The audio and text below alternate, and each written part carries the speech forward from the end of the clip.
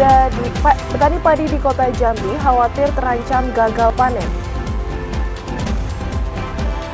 Pelanggar netralitas 1 orang ASN dilaporkan ke Komisi Aparatur Sipil Negara.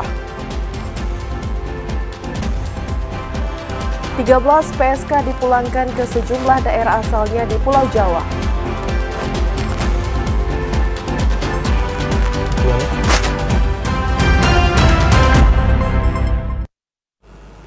Assalamualaikum warahmatullahi wabarakatuh. Selamat sore saudara, kami kembali menyapa Anda dalam program Jambi hari ini edisi Rabu 31 Juli 2024. Ya, selain 3 berita utama tadi, tim redaksi kami juga telah menyiapkan sejumlah informasi penting dan menarik lainnya untuk Anda. Bersama saya Rahmadani Putri dan saya Ahmad Solihin, inilah Jambi hari ini selengkapnya.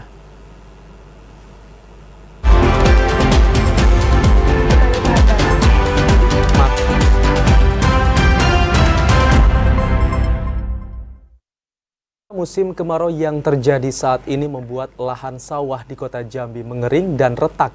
Petani khawatir gagal panen atau puso jika hujan tidak kunjung turun.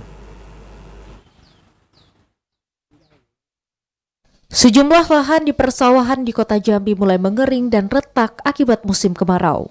Kondisi itu membuat petani khawatir gagal panen atau puso jika hujan tak kunjung turun. Petani padi di Kota Jambi cemas dengan kondisi sawah akibat musim kemarau. Aliran sungai dan saluran pengairan yang mengering membuat tanah menjadi retak. Padi yang ditanam sekitar 2 bulan lebih itu terancam mati akibat kekeringan. Padi dari rida. Ya. Po ampo na po keluar. Kalau po hujan, ada hakaman. Alam jengkot terus kering. Wah gitu tuh. Kering tuh, kalau langsung kering sampai 3 bulan lagi, tidak mau dapat penghasilan. Saat musim kemarau ini, petani berharap adanya bantuan sumur dan mesin semprot dari pemerintah. Melalui bantuan itu, diharapkan dapat mengurangi resiko gagal panen. Joko, TVRI Jambi melaporkan. Sementara itu, saudara, pemerintah Provinsi Jambi telah menetapkan status siaga darurat Karhutla pada 19 Juli 2024. Upaya itu dilakukan untuk mengoptimalkan pengendalian dan penanganan Karhutla. Dan informasi tersebut akan disampaikan oleh kontributor TVRI Jambi, Randy Arta. Selamat sore, Randy. Selamat sore. Ya, Randy, bagaimana upaya Pemprov Jambi untuk memaksimalkan penanganan Karhutla pada tahun ini? Baik, selamat sore Putri dan juga pemirsa. Pengendalian kebakaran hutan lahan di tanah air sudah menjadi agenda rutin tahunan. Sejak tanggal 19 Juli 2024, pemerintah Provinsi Jambi telah menetapkan status siaga darurat kebakaran hutan dan lahan untuk mengoptimalkan pengendalian juga pencegahan kebakaran di musim kemarau ini. Penetapan status tersebut dilakukan pemerintah setelah adanya 2 daerah yang terlebih dahulu menetapkan status siaga Karhutla untuk tahun 2024. Untuk memaksimalkan pengendalian kebakaran, pemerintah Provinsi Jambi juga sudah menggelar apel siaga Karhutla yang dilakukan untuk mematenkan kinerja Satuan Tugas Kebakaran Hutan dan Lahan yang menjadi kunci utama pengendalian kebakaran. Kemudian, sesuai arahan Nur Jambi Al-Haris, pemerintah Provinsi Jambi total akan mendirikan 50 posko Satgas Karhutla. Posko-posko ini akan didirikan di seluruh wilayah Provinsi Jambi yang rawan kebakaran. Nantinya, setiap posko akan berisikan 10 orang petugas, 4 dari TNI, 4 dari polisi, dan juga 2 dari BPBD. Kemudian, untuk mengoptimalkan pengendalian kebakaran pada puncak musim kemarau yang diprediksi terjadi pada bulan Juni hingga bulan Agustus mendatang, Nur Jambi Al-Haris telah meminta masyarakat untuk ikut berkontribusi dalam pengendalian kebakaran. Masyarakat diajak untuk tidak melakukan aktivitas yang dapat menyebabkan titik-titik api, serta tidak melakukan pembakaran hutan dan lahan dengan cara membuka lahan dengan cara dibakar. Demikian, Putri. Ya, terakhir Randy, hingga saat ini sudah berapa hektar hutan dan lahan yang terbakar? Baik, berdasarkan informasi yang diperoleh dari BPBD Provinsi Jambi, hingga akhir Juli ini, total sudah ada 115 hektar hutan dan lahan yang terbakar di wilayah Provinsi Jambi. Sebaran Karhutla tersebut terjadi di 6 daerah. Adapun rinciannya adalah sebagai berikut. Tarulangun sebanyak 71,4 hektar, Muaro Jambi sebanyak 22 hektar, Tanjung Jabung Timur sebanyak 7 hektar, Tanjung Jabung Barat sebanyak 6,5 hektar, kemudian Merangin sebanyak 6 hektar, dan juga yang terakhir adalah Batanghari sebanyak 2,1 hektar. Sementara untuk dominasi karhutla hingga pertengahan tahun 2024, 68,69% terjadi di lahan gambut, sementara 31,31% terjadi di lahan mineral. Untuk total karhutla tahun ini, seluruhnya terjadi di kawasan APL. Demikian, Putri. Ya, baik. Terima kasih Randy Arta atas laporan Anda. Selamat sore dan selamat bertugas kembali. Kita beralih ke informasi selanjutnya. Pemirsa, lahan bekas penambangan emas tanpa izin yang diubah menjadi persawahan di Desa Sungai Jering, Kecamatan Pangkalan Jambu semakin luas. Lahan tidur yang telah dimanfaatkan dan produktif itu saat ini telah mencapai 15 hektar.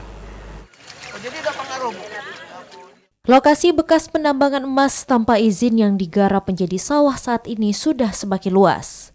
Revitalisasi bekas tambang ilegal ini merupakan program Polres Merangin melalui Polsek Sungai Manau pada akhir tahun 2022.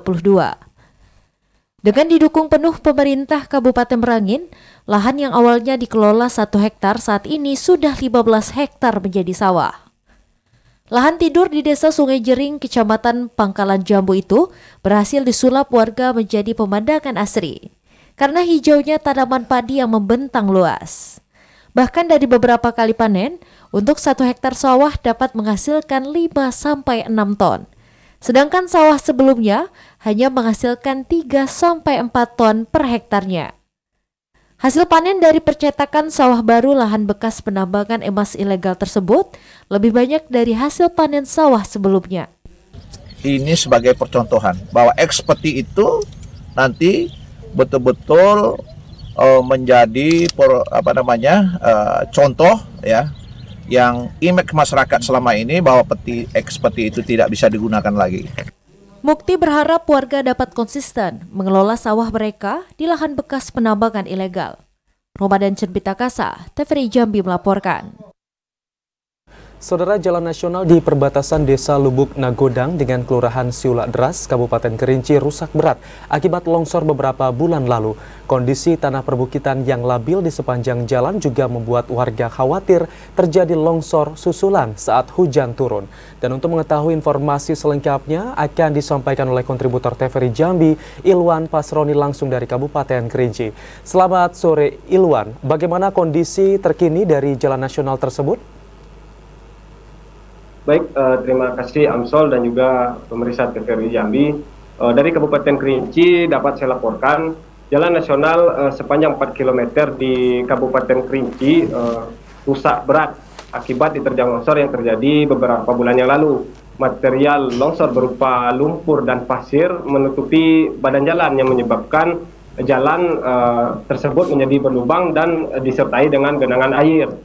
Kondisi jalan yang terletak di perbatasan Desa Lubuk Nagodang dan Kelurahan Siulak Deras tersebut memang sangat memperhatikan dan membahayakan bagi para pengendara, terlebih ketika saat hujan turun. Kondisi tanah yang labil di sepanjang jalan dan disertai dengan tidak adanya tembok penahan tebing yang berada di sepanjang jalan tersebut membuat wilayah ini menjadi wilayah yang rawan terjadi bencana longsor ketika hujan datang. Bahkan longsor tersebut sampai material longsor tersebut sampai ke halaman rumah warga yang berada di dekat dengan jalur tersebut. Berdasarkan keterangan warga, selain dipengaruhi oleh kondisi tanah yang labil, tidak berfungsinya drainase juga mengakibatkan air mengenangi jalan tersebut dan menyebabkan jalan ini permukaan jalan menjadi licin dan membahayakan pengendara yang melintas di jalan yang juga menghubungkan antara Kabupaten Kerinci dan Provinsi Sumatera Barat. Warga juga menjelaskan bahwa jalur ini merupakan jalur yang sangat padat kendaraan. Tidak hanya jalan ini tidak hanya dilalui oleh kendaraan pribadi, namun juga kendaraan bermuatan pasir ataupun kendaraan bermuatan pasir untuk pengerjaan proyek di Kabupaten Kerinci. Amsol. Lalu apa upaya yang dilakukan oleh pihak terkait dalam menangani persoalan jalan nasional tersebut, Ilwan? Berdasarkan keterangan pihak PUPR Kabupaten Kerinci bahwa saat ini mereka telah berkoordinasi dengan Balai Pelaksana Jalan Nasional atau BPJN 4 Jambi. Kemudian mereka akan melakukan kajian tentang untuk menentukan langkah apa yang akan diambil dalam tata lingkungan di wilayah longsor tersebut. Dan kami juga memantau pada hari ini pihak PUPR juga telah menurunkan satu alat berat untuk membersihkan material longsor yang sebelumnya memang belum dibersihkan sehingga pengendara dapat tidak lagi terhambat arus lalu lintas di lokasi tersebut, Ansor. Apakah terdapat rambu-rambu yang menandakan jalan tersebut saat ini dalam kondisi yang belum baik, Ilwan? Nah, sejauh ini memang belum ada dipasang rambu-rambu berbahaya ataupun semacamnya, namun para petugas dari PUPR ini berada di lokasi untuk mengatur arus lalu lintas. Untuk sementara pembersihan dilakukan oleh pihak PUPR, Ansol. Ya baik, terima kasih Ilwan Fasroni melaporkan langsung dari Kabupaten Kerinci. Selamat sore dan selamat bertugas kembali. Kita beralih ke informasi lain, belasan terduga pekerja seks komersial yang diamankan di eks lokalisasi Payosi Gadung telah dipulangkan ke daerah asalnya. Mereka dipulangkan setelah mendapatkan pelatihan kemandirian dari pemerintah Kota Jambi. Beginilah video amatir milik petugas Dinas Sosial Kota Jambi saat memulangkan belasan PSK ke daerah asalnya melalui Bandara Sultan Toha Jambi pada Selasa kemarin. Belasan PSK ini dipulangkan setelah menjelajahi pasar rehabilitasi dan pelatihan kemandirian yang diberikan langsung oleh Dinas Sosial Kota Jambi. Kepala Dinas Sosial Kota Jambi Yunita Indrawati mengatakan, setelah diberikan pembekalan ilmu kemandirian kepada 13 orang terduga PSK, akhirnya mereka langsung dipulangkan ke sejumlah daerah asalnya di Pulau Jawa. Meski telah dipulangkan, namun pengawasan akan tetap dilakukan kepada para PSK tersebut, termasuk memberikan modal usaha agar para wanita ini tidak kembali terjerumus ke kegiatan asusila. Hari ini kita Dinas Sosial sudah memulangkan 13 orang ya wanita pekerja rentan ke Jakarta. Ini bersama dengan tim dari Alia Tama serta dari Dinas Sosial. Untuk mengantisipasi kembali terjadinya tindak asusila di eks lokalisasi Payosi Gadung, Dinas Sosial Kota Jambi akan terus meningkatkan pengawasan di daerah tersebut, termasuk melakukan razia secara berkala. Asyar, TVRI Jambi melaporkan. Kita beralih ke informasi selanjutnya, pemirsa. Selama operasi Patuh Siginjai, Polres Batanghari menemukan ratusan pelanggaran lalu lintas, dan informasi selengkapnya akan disampaikan kontributor TVRI Jambi Ade Juniawan langsung dari Kabupaten Batanghari. Selamat sore Ade. Ya Ade, berapa jumlah pelanggar lalu lintas selama operasi Patuh Siginjai? Selamat sore Putri. Ya, baik, hasil atau pasca dari operasi Patuh Siginjai yang digelar di wilayah hukum Polres Batanghari, terdapat sedikitnya 277 jumlah pelanggar yang melakukan pelanggaran lalu lintas selama operasi Patuh berlangsung. Di mana dalam penindakan yang dilakukan terhadap pelanggar-pelanggar sendiri, pihak Polres atau Satuan Lalu Lintas Kabupaten Batanghari sendiri melakukan penindakan secara tilang di tempat, yakni dengan mengeluarkan sedikitnya 277 lembar surat tilang, di mana mayoritas pelanggar sendiri merupakan pelajar maupun mahasiswa. Dan temuan-temuan yang dalam pelanggar ini, pengendara sendiri ditemui yakni pelanggar tidak menggunakan helm ataupun tidak melengkapi surat-surat kendaraan, sehingga pihak kepolisian sesuai aturan dalam pelaksanaan operasi Patuh melakukan penindakan secara tegas dengan melakukan tilang di tempat. Seperti itu, Putri. Ya, Ade, pelanggaran lalu lintas apa saja yang paling mendominasi pelanggaran selama operasi Patuh Siginjai?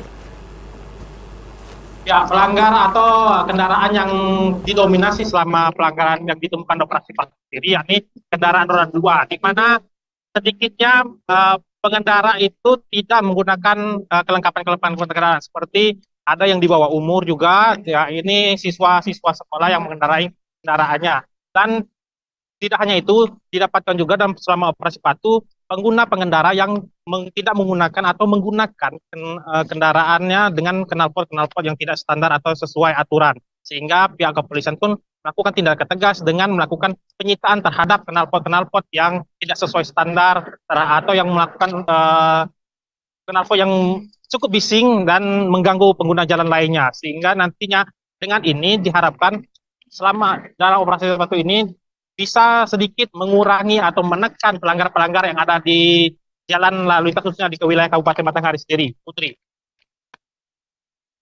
Upaya pihak kepolisian untuk menekan angka pelanggaran lalu lintas? Ya, upaya-upayanya sendiri pihak kepolisian saat ini tengah intens melakukan sosialisasi khususnya ke sekolah-sekolah, di mana di hasil operasi patuh sendiri banyak ditemukan pengendara yang melanggar merupakan siswa sekolah. Dan sosialisasi ini sedikit memberikan edukasi kepada siswa maupun guru agar melarang siswanya untuk tidak melakukan atau berkendara di jalan raya saat menuju ke sekolah, dikarenakan mayoritas siswa sendiri masih di bawah umur atau di bawah usia 17 tahun. Dan ini sama sekali tidak diperbolehkan, dan diharapkan upaya ini salah satu untuk mencegah agar angka kecelakaan khususnya yang terjadi di Kabupaten Batanghari bisa diminimalisir dan pelanggaran-pelanggaran lalu lintas di Kabupaten Batanghari dapat ditekan sehingga patuh terhadap lalu lintas dalam berkendara sendiri bisa berjalan maksimal dan cukup baik. Itu, Putri. Ade Juniawan melaporkan langsung dari Kabupaten Batanghari. Selamat bertugas kembali Ade, terima kasih dan selamat sore. Kita beralih ke informasi selanjutnya, pemirsa. Satu orang jemaah haji asal Kabupaten Sarolangun yang saat ini masih tinggal di Madinah karena sakit sudah siap dipulangkan ke tanah air. Kantor Kemenak Sarolangun terus melakukan komunikasi dan koordinasi dengan tim kesehatan haji Indonesia dari Dakar, Madinah. Assalamualaikum warahmatullahi wabarakatuh.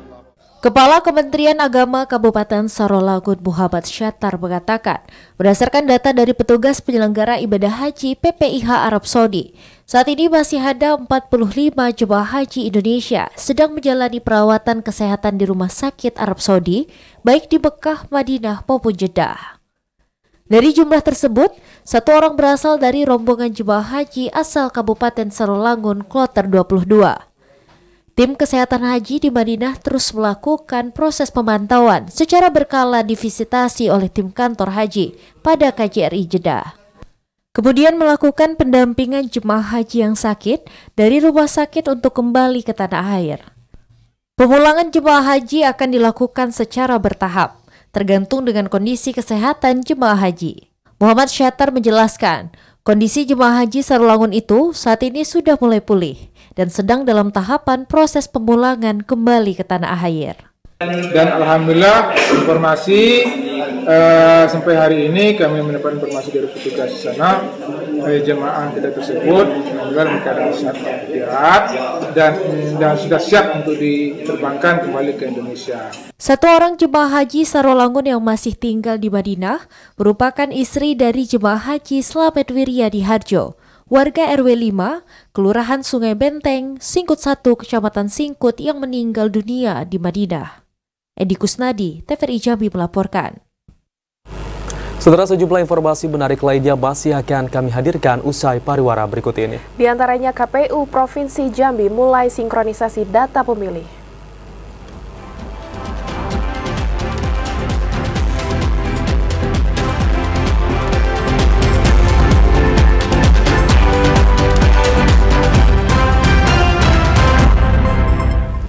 Terima kasih Anda masih setia menyaksikan Jambi hari ini. Ya saudara, setelah tahapan coklit rampung, KPU Provinsi Jambi akan melakukan sinkronisasi data pemilih untuk memastikan setiap warga yang berhak memilih tercatat dalam daftar pemilih dan sehingga dapat menggunakan hak suaranya pada Pilkada 2024. Proses pencocokan dan penelitian atau coklit data pemilih untuk Pilkada 2024 telah berakhir. Kegiatan yang dilakukan oleh Pantarlih ini berlangsung selama 1 bulan, mulai dari 24 Juni hingga 24 Juli 2024. Komisioner KPU Provinsi Jambi Fahrul Rozi mengatakan, setelah tahapan coklit, pihak KPU akan melakukan sinkronisasi data pemilih untuk memastikan kembali validitas data pemilih sebelum dilakukan pleno berjenjang yang akan dilakukan oleh panitia pemungutan suara di tingkat desa. Setelah pleno selesai, akan ditetapkan daftar pemilih sementara Pilkada 2024. Sebelum penetapan DPS, KPU akan mendengarkan masukan dan saran perbaikan dari Bawaslu. Fahrul Rozi berharap setiap warga yang berhak memilih tercatat dalam daftar pemilih sehingga dapat memberikan suaranya pada Pilkada 27 November mendatang. Tapi tingkat akurasi dan dokumen pendukungnya juga, kenapa harus ada dokumen pendukung, misalnya status pemilih yang meninggal dunia, tentu harus ada bukti dokumen pendukung yang membuktikan bahwasanya yang bersangkutan memang meninggal dunia, termasuk TNI, Polri, dan sebagainya. Sementara itu, pertanggal 24 Juli 2024, tahapan coklit di Provinsi Jambi telah mencapai 100%, atau 2.684.723 jiwa, yang tersebar di 6.336 TPS di 11 kabupaten kota yang sudah tercoklit. Yogi Ramadhani, TVRI Jambi melaporkan. Bawaslu Provinsi Jambi menemukan dugaan pelanggaran netralitas ASN jelang Pilkada serentak. Satu orang ASN di Kabupaten Tanjung Jabung Barat dilaporkan ke Komisi Aparatur Sipil Negara. Tidak hanya mengawasi jalannya Pilkada serentak 2024, Bawaslu Provinsi Jambi juga mengawasi netralitas ASN. Jelang Pilkada serentak, Bawaslu Provinsi Jambi menemukan dugaan pelanggaran netralitas ASN yang terjadi di Kabupaten Tanjung Jabung Barat. Dugaan pelanggaran itu yakni satu orang ASN yang mendekati dan berfoto dengan petinggi partai. Ketua Bawaslu Provinsi Jambi Wen Arifin mengatakan pihaknya telah menerima dugaan pelanggaran netralitas ASN tersebut. Bawaslu juga telah menyiapkan dokumen barang bukti yang akan dikirim ke KASN. Kami ada temuan beberapa kabupaten kota terkait dengan ASN yang diduga melanggar kode etik ASN. Nah, sesuai dengan peraturan Bawaslu terkait dengan penanganan pelanggaran, bahwa ketika ditemukan dugaan netralitas ASN, kami meneruskan ke KASN atau Komite ASN di Jakarta. Selain itu, Bawaslu Provinsi Jambi juga menemukan sejumlah dugaan pelanggaran netralitas ASN di Provinsi Jambi, namun masih dalam proses pendalaman dan pengumpulan barang bukti. Joko, TVRI Jambi melaporkan. Kita beralih ke informasi selanjutnya. Pada tahun ini, partai politik kembali mendapat dana hibah partai politik. Penyaluran dana untuk 10 partai politik penerima itu telah disalurkan sesuai aturan. 10 partai politik di Kabupaten Tanjung Jabung Barat pada tahun 2024 kembali menerima dana hibah parpol. Dana hibah yang diterima masing-masing parpol sesuai dengan perolehan suara pada pemilu serentak tahun 2024. Kabid Bina Politik Kesbangpol Tanjung Jabung Barat M. Taufik mengatakan, dana parpol ditransfer melalui rekening partai politik. Partai politik penerima dana hibah dapat menggunakan anggaran untuk kegiatan parpol, salah satunya pendidikan partai politik dan membina kader. 10 partai politik menerima dana hibah harus memberi laporan pertanggungjawaban kepada Kesbangpol Kabupaten Tanjung Jabung Barat, minimal jelang akhir tahun 2024. Didi Haryadi, TVRI Jambi melaporkan. Saudara, penyandang disabilitas mempunyai hak yang sama untuk mendapatkan pendidikan yang bermutu di semua jenjang. Tak hanya membentuk karakter, pihak sekolah juga harus berperan dalam menumbuhkan rasa percaya diri pada anak penyandang disabilitas.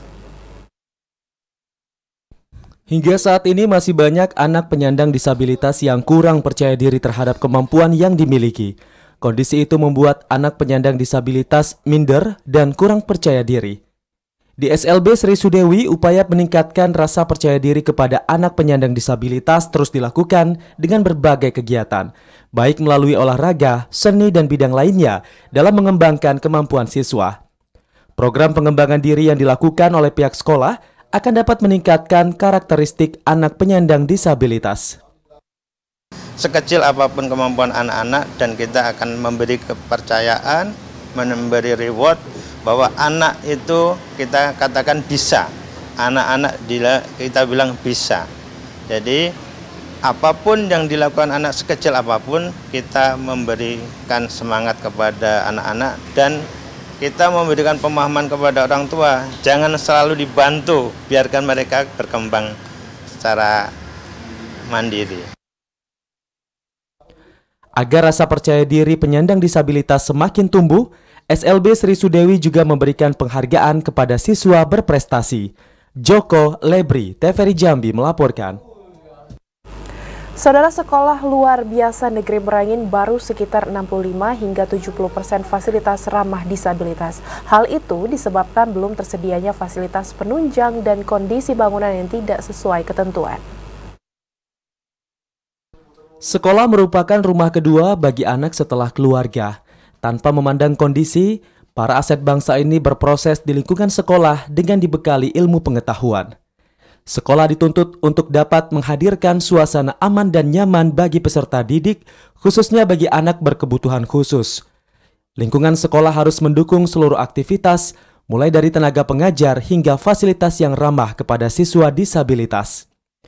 Di SLB Negeri Merangin, terdapat 113 siswa dari tingkatan taman kanak-kanak hingga SMA yang berproses menuntut ilmu. Namun hingga saat ini baru sekitar 65 hingga 70% fasilitas ramah disabilitas.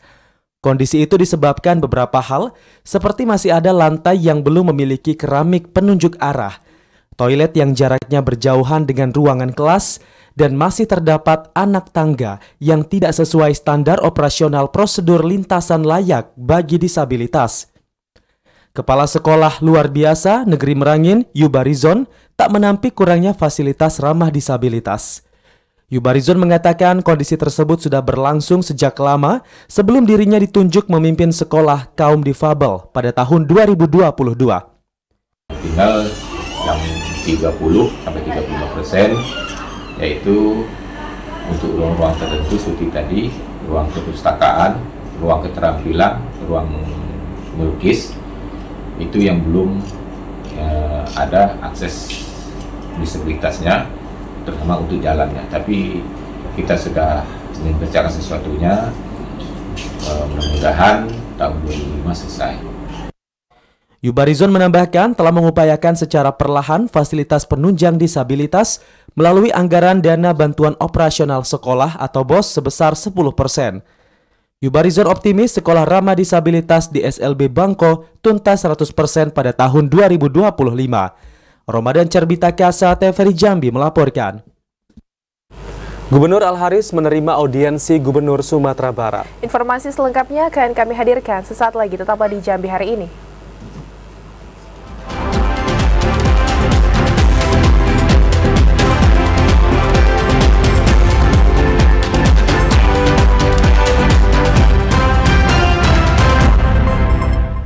Anda bergabung bersama kami dalam segmen advertorial.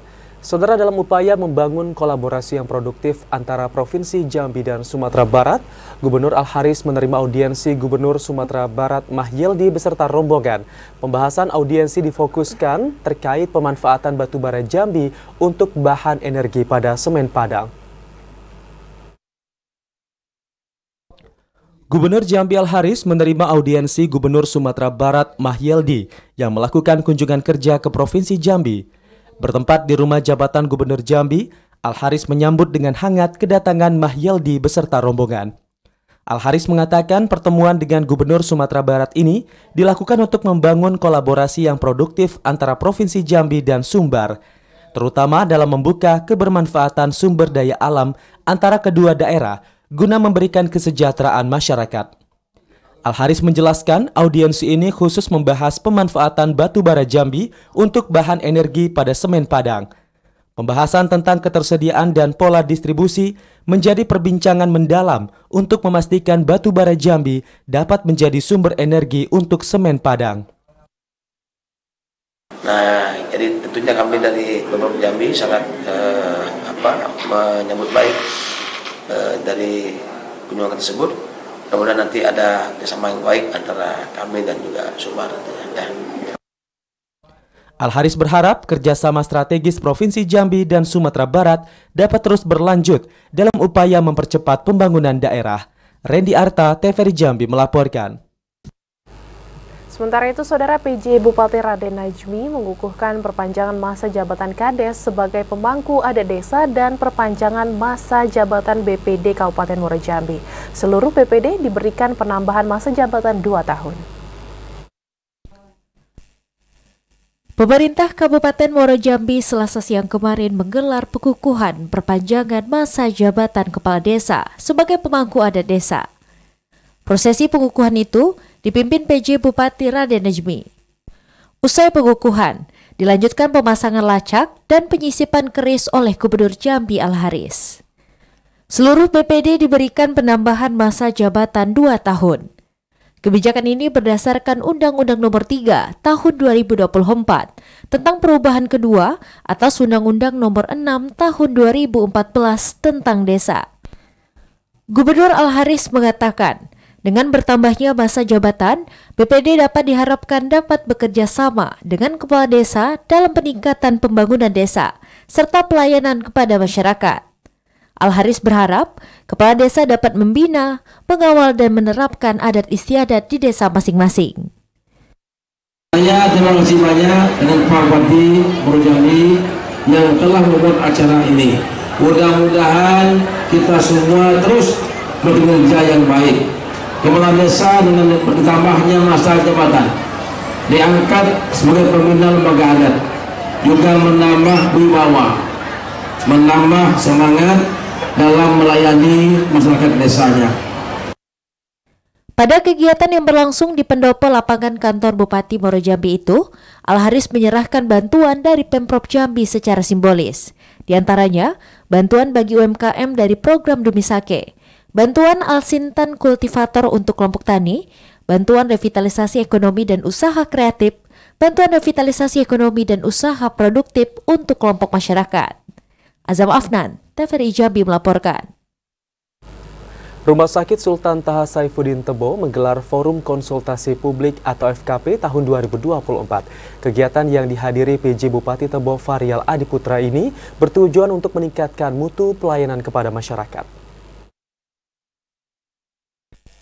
RSUD Sultan Taha Saifuddin Tebo menggelar kegiatan Forum Konsultasi Publik atau FKP tahun 2024.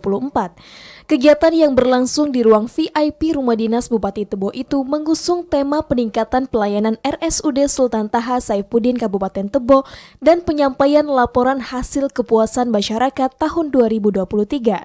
Kegiatan yang digelar pada Selasa kemarin itu dihadiri PJ Bupati Kabupaten Tebo Farial Adiputra. Direktur RSUD Sultan Taha Saifuddin Kabupaten Tebo Dr. Oktavieni mengatakan, selain sebagai bahan evaluasi dan diskusi, FKP itu juga digelar untuk meningkatkan mutu dan kualitas pelayanan kesehatan di rumah sakit. Dari hasil survei secara internal, hasil kepuasan pelayanan masih dalam kategori baik atau di angka 80%. Dari FKP sebelumnya dan FKP yang saat ini memang kami harapkan untuk peningkatan mutu pelayanan di rumah sakit dan nanti memberikan masukan juga terhadap kebijakan-kebijakan yang akan kami ambil terhadap rumah sakit dan memberikan informasi juga kepada seluruh masyarakat apa sih yang pelayanan-pelayanan terbaru atau apa nih alat kesehatan yang baru nih yang ada di rumah sakit.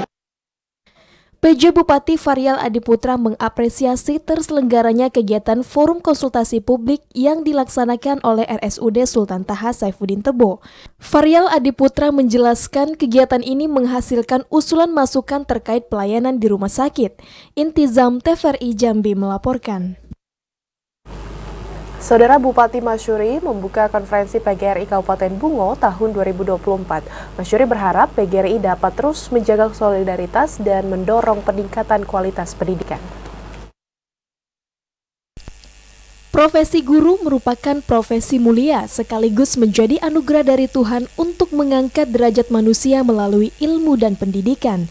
Sebagai salah satu organisasi profesi, PGRI diharapkan dapat terus tumbuh dan memberikan kontribusi bagi pengembangan kapasitas dan kemampuan para tenaga pengajar yang menjadi anggotanya.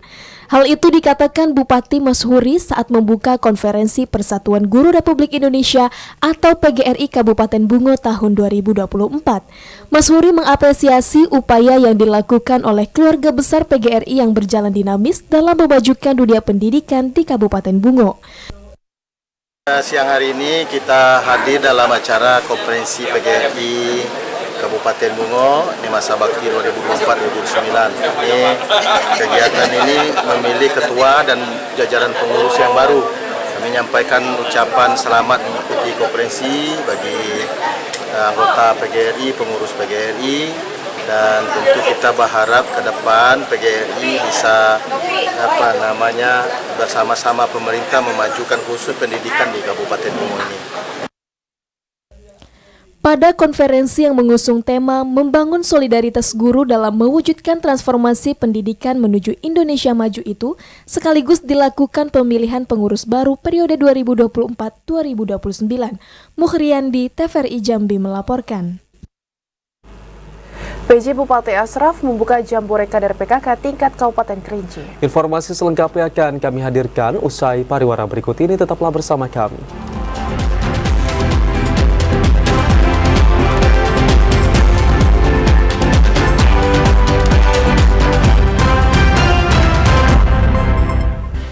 Terima kasih Anda masih setia menyaksikan Jambi hari ini. Ya saudara, penjabat Bupati Kerinci Ashraf membuka jambore kader PKK tingkat Kabupaten Kerinci tahun 2024. Jambore PKK Kerinci tahun ini mengusung tema Bergerak Bersama PKK, mewujudkan keluarga berkualitas menuju Kerinci sejahtera dan bebas stunting. Jambore kader PKK tingkat Kabupaten Kerinci tahun 2024 dipusatkan di lapangan perkantoran Bupati Kerinci di Bukit Tengah, Kecamatan Siula. Jambore kader PKK tahun 2024 diikuti oleh perwakilan kader PKK yang ada di 18 kecamatan dalam wilayah Kabupaten Kerinci. Pembukaan jambore kader PKK dilakukan oleh penjabat Bupati Kerinci Ashraf yang ditandai dengan pelepasan balon ke udara oleh PJ Bupati didampingi Ketua TPPKK Kabupaten Kerinci Nur Hayati Ashraf.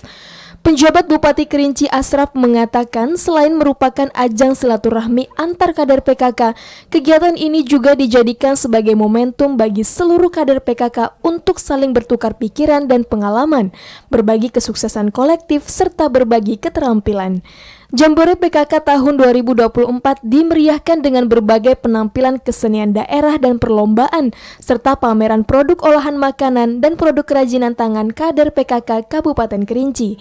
Ilwan, TVRI Jambi melaporkan. Ratusan anak-anak tingkat PAUD dan TK mengikuti lomba melukis dalam rangka memperingati Hari Anak Nasional tahun 2024. Dibekali dengan alat lukis, para peserta sangat antusias mengikuti lomba yang disaksikan oleh Bunda PAUD Muaro Jambi, Habibah Najmi. Pada peringatan Hari Anak Nasional tahun 2024, Dinas Pendidikan dan Kebudayaan Kabupaten Muaro Jambi menggelar lomba melukis tingkat pendidikan anak usia dini, PAUD, dan taman kanak-kanak atau TK. Saat menyaksikan lomba, Bunda PAUD Muaro Jambi Habibah Najmi menyapa dan memberikan semangat kepada peserta lomba. Selain untuk melatih kreativitas anak-anak, kegiatan ini juga untuk meningkatkan ketelitian dan kepercayaan diri anak. Anak-anak dapat kreativitas anak-anak terangkat, terinspirasi, terus dari melukis kita bisa melihat bakat atau cita-cita anak yang kedepannya.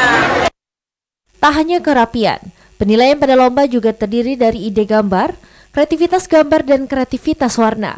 Sebagai bentuk apresiasi pemerintah Kabupaten Muaro Jambi kepada generasi emas, seluruh peserta diberikan hadiah berupa bingkisan. Azam Afnan, TVRI Jambi melaporkan.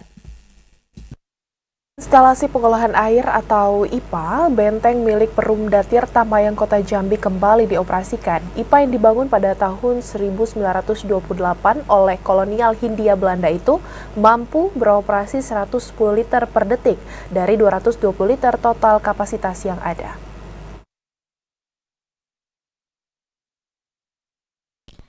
Instalasi pengolahan air atau IPA benteng dibangun pada masa kolonial Hindia Belanda tahun 1928 saat itu memiliki kapasitas 7 liter per detik dan secara bertahap terus ditingkatkan. Namun karena termakan usia, IPA benteng mulai mengalami kerusakan dan tidak lagi dioperasikan sejak 2019. Pada awal 2024, IPA tersebut mulai diperbaiki dan berhasil dioperasikan sejak Mei 2024 sebesar 110 liter per detik dari 220 liter total kapasitas yang ada. IPA benteng mampu melayani warga yang berada di sebagian Kecamatan Danau Sipin, Jelutung, Pasar, dan Kecamatan Jambi Selatan dengan jumlah sambungan 7.880 pelanggan. Selain itu, Perumdam Tirtamayang Kota Jambi juga mengoperasikan IPA Aurduri 4 yang selesai dibangun pada Mei 2024. IPA ini berkapasitas 100 liter per detik melayani pelanggan sebagian di Kecamatan Telanai Pura dan Alam Barajo sebanyak 6.734 sambungan. Direktur Utama Perumdam Tirtamayang Kota Jambi, Dwike Riantara mengatakan, secara berkesinambungan pihaknya terus melakukan peningkatan fasilitas agar ketersediaan akses air bersih terpenuhi dan layak bagi masyarakat Kota Jambi. Ya, sehingga harus dinonaktifkan selama kurang lebih 5 tahun ya. Kita mulai rehab ini bulan Januari kemarin, alhamdulillah selesai. Ya, tapi yang bisa kita perbaiki itu baru setengahnya dari total kapasitas 220 liter per detik.